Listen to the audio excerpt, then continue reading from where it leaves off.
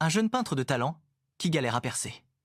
Un jour, désespéré, il tombe sur un étrange pinceau dans une boutique d'antiquités. Dès qu'il l'utilise, ses toiles deviennent des chefs-d'œuvre à couper le souffle et il rencontre un succès fulgurant. Mais ce don a un prix. Le pinceau ne se nourrit pas de peinture, mais de la passion et de la créativité des gens qu'il peint. Sa meilleure amie, Amina, qui l'utilise comme muse, perd son étincelle et son amour pour la musique. Hanté par la culpabilité et la peur de ce qui pourrait arriver à ses autres proches, Moussa doit choisir entre sa gloire et le bien, être de ceux qu'il aime. Il va devoir se battre contre son propre succès pour rompre ce pacte maudit. Le don du diable Moussa vivait dans un minuscule atelier, au 6e étage d'un immeuble haussmannien fatigué, dans une ruelle du 19e arrondissement de Paris. Le plafond bas et les murs fissurés étaient comme les toiles de sa propre vie, plein de potentiel, mais ternis par une réalité sans pitié. L'odeur de la térébenthine se mêlait à celle de la poussière et du désespoir silencieux. Des toiles s'empilaient, tournées vers le mur, comme si elles avaient honte de n'avoir jamais été vues par plus que des yeux de passants ou des critiques indifférents. À 23 ans, Moussa avait une main de maître et une âme d'artiste, mais il était prisonnier de la plus dure des réalités, celle de l'invisibilité. Ses toiles étaient des fenêtres sur le monde, pleines de couleurs éclatantes et d'une puissance brute, mais personne n'ouvrait ses fenêtres. Sa passion se transformait en amertume et ses coups de pinceau en soupirs. Chaque échec lui pesait, chaque refus d'une galerie était une pierre de plus sur sa poitrine.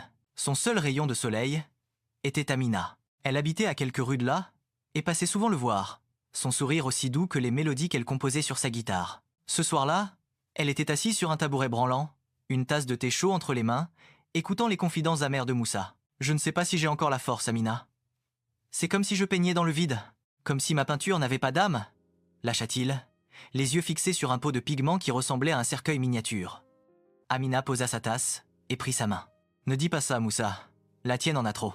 C'est ça le problème. Le monde n'est pas prêt à la voir. Et puis, je te l'ai déjà dit, je peux t'aider. J'ai un ami qui est galeriste, il pourrait. » « Non, Amina, coupa-t-il. Pas de favoritisme. Si mon art doit parler, il le fera seul. » Il se sentait à la fois reconnaissant et accablé par sa gentillesse.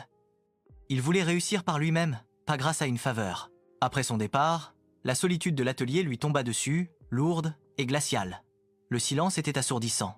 Il a enfilé sa veste et a marché, sans but précis, les pieds lourds, jusqu'à un quartier qu'il ne connaissait pas. Une pluie fine s'était mise à tomber, balayant la ville d'un voile gris. Ses pas le menèrent devant une petite boutique d'antiquités à l'allure étrange, qui semblait oublier du temps. À travers la vitrine, la faible lumière jaune révélait un chaos d'objets. Des pendules brisées, des poupées aux yeux éteints, des livres dont les pages jaunies s'effritaient. Un objet attira son regard dans un coin poussiéreux, posé sur une étagère en bois vermoulu. C'était un pinceau, mais pas comme les autres. Son manche était en bois de rose sombre, poli par le temps, et orné de motifs gravés si fins qu'ils ressemblaient à des vignes entremêlées, presque vivantes. La virole en cuivre était d'un vert de gris profond. C'était un objet qui, en dépit de son état, dégageait une aura de pouvoir latent. Presque sans réfléchir, il est entré. Le vieil antiquaire, un homme à la barbe blanche et aux yeux perçants, l'a regardé avec un sourire énigmatique. Moussa a acheté le pinceau pour quelques euros, et une fois dehors, il a eu l'impression que l'objet pesait plus lourd dans sa main que son poids réel. De retour dans son atelier, l'excitation a balayé son désespoir. Il a nettoyé le pinceau, a mélangé un peu de peinture, et s'est mis devant une toile vierge. La première touche fut une explosion de sensations. Ce n'était plus lui qui peignait. Le pinceau semblait avoir sa propre volonté, glissant sur la toile avec une fluidité et une certitude qu'il n'avait jamais connue. Les couleurs prenaient une profondeur inouïe. Les ombres dansaient, et la lumière semblait véritablement émaner de la toile. Il n'avait jamais eu autant de contrôle sur la peinture, tout en se sentant complètement absent du processus. Il n'a pas vu le temps passer. Des heures, peu, être une nuit entière, ont disparu dans un tourbillon d'activité frénétique. Quand il s'est éloigné de la toile, une œuvre d'art stupéfiante se tenait devant lui. Un portrait vibrant d'une femme inconnue, le regard rempli d'une telle tristesse qu'elle donnait le vertige. Il a tremblé devant le tableau. Ce n'était pas son style habituel. Et pourtant, c'était la plus belle chose qu'il ait jamais créée. Le lendemain, le pinceau à la main, il est allé frapper à la porte de la galerie Montalembert, l'une des plus prestigieuses de la ville. Le propriétaire, un homme au regard froid et à la mine sévère, l'a regardé avec l'ennui habituel. Mais quand il a vu la toile, son visage a pâli. Il n'a pas dit un mot pendant de longues minutes, puis a enfin murmuré « C'est impossible. C'est d'un génie pur. » L'ascension de Moussa fut fulgurante. L'exposition s'est vendue en une soirée. Les critiques se sont arrachés les mots pour le décrire, le qualifiant de prodige, de génie pur, de nouvelles voies de l'art contemporain. Sa vie s'est transformée en un rêve éveillé. Il a emménagé dans un vaste loft lumineux, a été invité à des soirées d'élite et a accordé des interviews. Au milieu de ce tourbillon, il n'a pas oublié la promesse faite à Amina. Il lui a téléphoné, sa voix pleine d'une joie qu'il n'avait jamais ressentie. « Ça y est, Amina, j'ai réussi. J'ai une nouvelle toile et je veux que tu sois ma première muse dans mon nouvel atelier. Je veux te peindre. » Amina est arrivée dans son grand loft parisien, émerveillée. Le studio était immaculé, tout le contraire de son ancien repère. Elle s'est assise pour la pause et Moussa a de nouveau pris le pinceau maudit. Tandis qu'il peignait son visage, le pinceau, de lui-même, capturait non seulement ses traits, mais aussi l'éclat de son sourire, la lueur de sa passion pour la musique. Moussa a faim de ne pas entendre. Le pinceau vibrait dans sa main, comme un cœur affamé. Un frisson d'appréhension lui a parcouru l'échine, mais l'appel du succès était trop fort pour qu'il s'arrête. Les premières fissures sont apparues chez Amina. Moussa l'a remarqué au début de manière subtile. Elle ne lui parlait plus de ses nouvelles compositions, ses doigts ne couraient plus aussi passionnément sur les cordes de sa guitare. Le sourire qui autrefois illuminait son visage était devenu une simple habitude, un mouvement mécanique de ses lèvres qui ne touchait plus ses yeux. Le feu qui brûlait en elle s'était éteint. Une après-midi, Moussa la trouve assise dans son somptueux salon. Sa guitare repose sur ses genoux, mais elle ne la touche pas. « Qu'est-ce qui ne va pas, Amina? Tu n'as pas joué depuis des jours ?» Elle lève la tête, son regard vague et lointain. « Je ne sais pas, Moussa. J'ai l'impression que la musique est devenue muette. Les notes sont là, mais les émotions ont disparu. » Son cœur se fige. La voix de son ami est creuse, dénuée de la moindre étincelle. Il retourne à l'atelier, la peur au ventre. Il se met à contempler ses œuvres, les portraits de ceux qui l'ont inspiré. Le tableau de son père, autrefois un homme plein de vie, lui renvoie un visage étrangement pâle. La toile qu'il a peinte de sa petite sœur, une jeune fille toujours pleine d'énergie, montre une enfant aux traits figés et aux yeux vides. Mais c'est devant le portrait d'Amina que l'horreur l'envahit. Le tableau est un chef-d'œuvre, capturant son essence avec une perfection surnaturelle. Et c'est là qu'il comprend. La passion qui émane de la toile n'est pas la sienne, c'est celle qu'il a volée à Amina.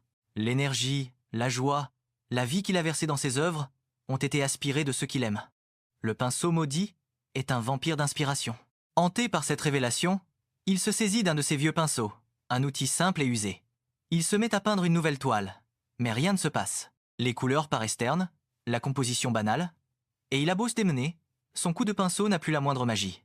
Son propre talent, le talent qui était le sien avant, a été noyé par le pouvoir du pinceau. Sans lui, il n'est plus qu'un artiste moyen. La nuit, les visages qu'il a peints le hantent. Le portrait de sa sœur lui fait des cauchemars où il la voit courir sur une plage, sans aucun bruit de rire, sans aucune lumière dans les yeux. Le portrait de son père lui parle dans une voix sans émotion, lui demandant où est passée sa force. Le visage sans âme d'Amina se reflète dans chaque vitre, chaque miroir. Le luxe de son loft se transforme en une prison dorée. Le prix de son succès n'était pas l'argent ou la notoriété, mais la vie et l'amour de ceux qu'il chérissait. Terrifié par sa propre création, Moussa prend une décision.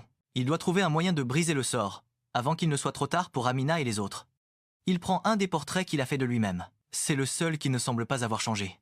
Il décide qu'il va détruire le pinceau et tout ce qui le relie à son succès, même s'il doit perdre sa carrière et sa nouvelle vie. Son art n'a de valeur que s'il est au service de la vie, pas de sa destruction.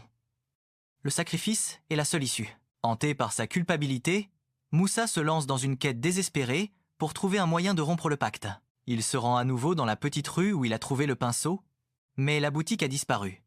À sa place se dresse un mur de briques décrépit. Au sol, cependant, une petite boîte en bois qu'il n'avait pas vue la première fois attire son attention. À l'intérieur, il trouve un journal usé et poussiéreux. En le lisant, il découvre le secret du pinceau. L'objet n'est pas un simple outil maudit, mais une création. Son créateur, un artiste du XIXe siècle jaloux et sans âme, l'avait imprégné d'un sortilège pour qu'il puisse absorber le génie et la passion de ses rivaux. Le journal se conclut par une simple note.